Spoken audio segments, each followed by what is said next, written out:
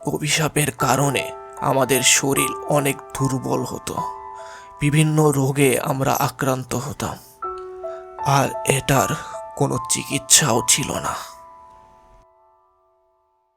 তোমার এই দুঃখ ভরা কাহিনীতে আমার কিছুই যায় আসে না। তুমি যদি ভেবে থাকো তোমার এই গল্প শুনে আমি তোমার জীবন বাঁচিয়ে দেব, তাহলে তুমি ভুল। মনে হচ্ছে তোমার শরীরের পচন তোমার মাথা পর্যন্ত পৌঁছে গেছে। তোমার এসব কথাবার্তা আমার কাছে সম্পূর্ণ অর্থহীন। আর তার কারণ হলো, আজ পর্যন্ত আমি যত যাই করেছি, কারো ক্ষমতা হয়নি আমাকে তার জন্য শাস্তি দেওয়ার। এই 1000 বছরে আমি লক্ষ কোটি মানুষের জীবন নিয়েছি, কিন্তু এর জন্য একবারও আমার কারো কাছে জবাব দিতে হয়নি।